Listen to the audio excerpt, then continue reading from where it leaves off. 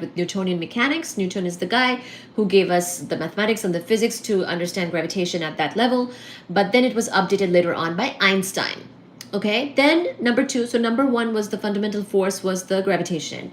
Number two is electromagnetism, the E&M forces, the force that leads to, you know, charges repelling each other or attracting each other. So this is the type of force that is sometimes attractive and sometimes repulsive. If you have two like charges, they will repel each other. If you have opposite charges, they will attract each other. So not always attractive and not always repulsive. So this is the E&M force.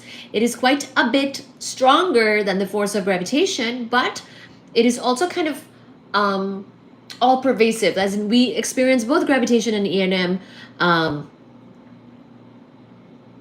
quite a lot, quite universally. So as human beings, as you know, intelligent beings, I mean sort of intelligent beings on Earth here, we do know about gravitation and E&M quite a bit. We experience these forces. Then there's the two other forces that are also fundamental forces of nature that we don't experience that much, but that are also real. So these are the strong nuclear force and the weak nuclear force.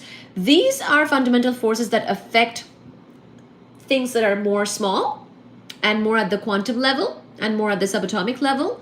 For example, strong nuclear force is, of course, the force between quarks inside an atom, inside the nucleus, inside protons and neutrons. Protons and neutrons are subatomic particles that people thought a while ago in the 20th century were the sort of fundamental units of matter, but turns out that they further break down into quarks.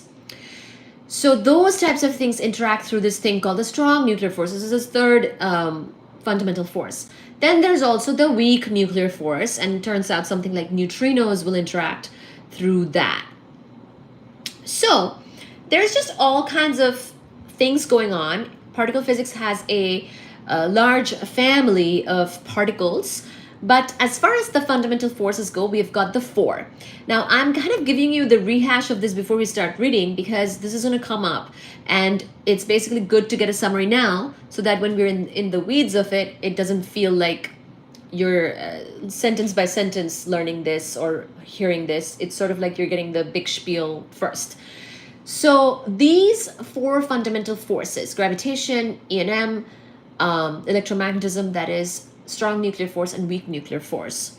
The problem is, the issue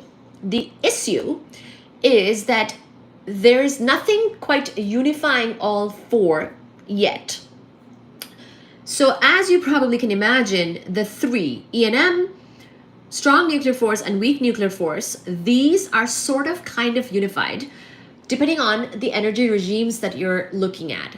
People have attempted sort of a unification of these three forces and have even succeeded to some extent and have probably been too happy about it because unifying those three, there is still some hope.